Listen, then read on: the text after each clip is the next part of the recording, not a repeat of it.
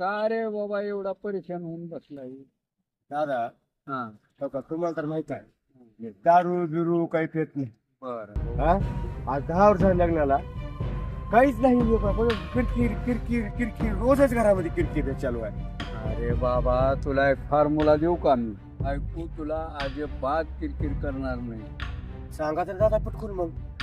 अरे सांगतो रे बाबा, तू ऐकता. हा तुला सांगतो, फक्त तिच्या जेवण वाढले की त्या जेवणाची एवढी तारीफ करायची. हा.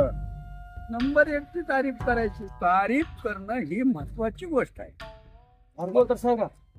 फॉर्म्युला तुला सांगितलं की तिच्या जेवण वाढले की तिची एवढी तारीफ करायची. हा. नंबर 1 ची तारीफ केलो बायकोची म्हणून दुसऱ्या दिवशी मला सांगायला ये. हा कधीच आतापर्यंत म्हणलो नाही. साडी बी चांगली घातली दादा, लय फॉर्म्युला भारी सांगितलं. आता जाऊन बोलतो, आता जात बसतो, आता जेवण बस बस बस, गडबड करायची नाही, समान जायचं. ए मावण्या, अरे ये इकडे. मला माझा फॉर्म्युला ऐकला असं तिकडेच गेलास, पुन्हा काम झालं की पुन्हा नाही करायला. तुमचा फॉर्म्युला तुमच्या विषयी राहू द्या.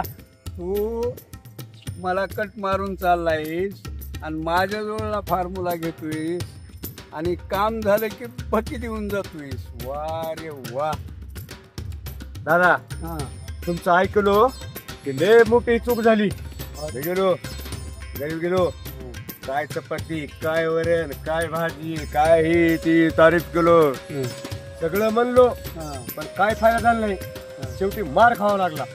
अरे फिसकल तुझं, फिसकल तुझा कुठंतरी फॉर्म्युला चुकला. माझा फॉर्म्युला कधीच फेल होणार नाही.